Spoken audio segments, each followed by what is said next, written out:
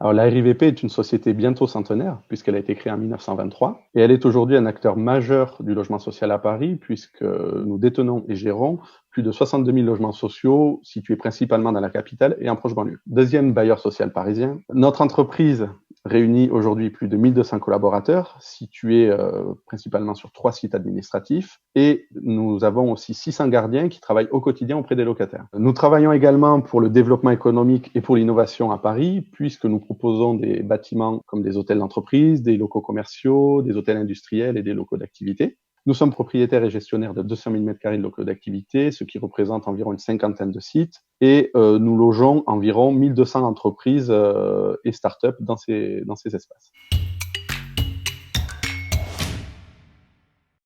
La RIVP représente une trentaine de métiers et de nombreux collaborateurs sont présents dans toute la capitale, avec les gardiens, les responsables techniques de secteur ou les chefs de projet pour la direction de la construction. Le défi est donc immense de fédérer l'information et de créer une source unique pour les salariés. À l'époque, notre intranet ne répondait plus aux attentes des collaborateurs et n'était plus adapté aux évolutions technologiques. Il y avait donc un réel besoin de fédérer l'information et de proposer un véritable outil de travail pour les collaborateurs, d'où la nécessité de réaliser un tout nouvel intranet Isidore, issu d'un travail conjoint mené par la direction de la communication avec la DSI, les RH et les équipes de CLI et leur outil Jalios. Toutes les directions de la RIVP ont pris part à ce projet dès la conception de l'intranet et même le nom de notre intranet Isidore a été trouvé par un collaborateur à l'issue d'un concours interne. 3 ans après son lancement, on peut dire qu'aujourd'hui, Isidore est un dispositif incontournable pour toute notre communication interne. C'est un véritable outil de travail et il joue un rôle clé pour fédérer toutes nos équipes.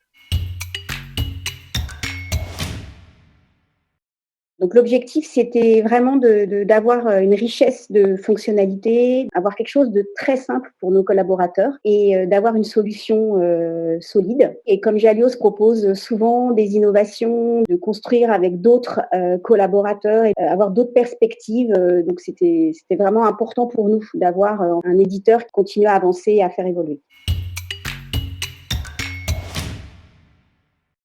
Donc les fonctionnalités sont d'abord donc de la diffusion d'informations, mais hiérarchisées, notamment le module de recherche qui est très performant. Ensuite, il y a beaucoup de fonctionnalités pour aider les collaborateurs et les métiers. Donc ça peut être leur donner la possibilité de mettre leurs propres raccourcis en fait sur les applications, leur donner la possibilité d'ouvrir des espaces collaboratifs lorsqu'ils en ont besoin. Voilà, ça leur facilite la vie au quotidien.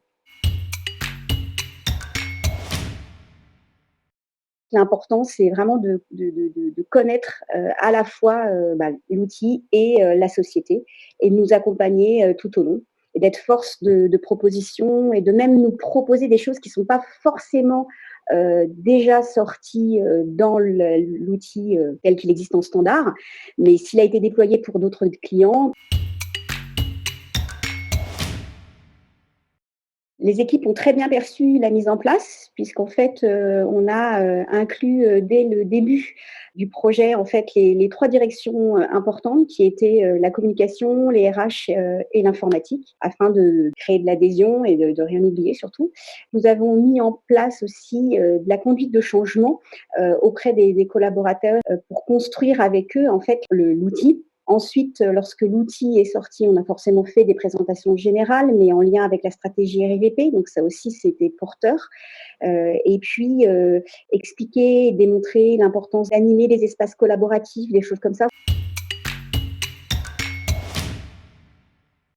En 2019, on a continué à faire confiance à CLI puisque en fait les premières parties s'étaient très très bien passées. Il y avait une confiance qui s'était installée et on a vu la réactivité.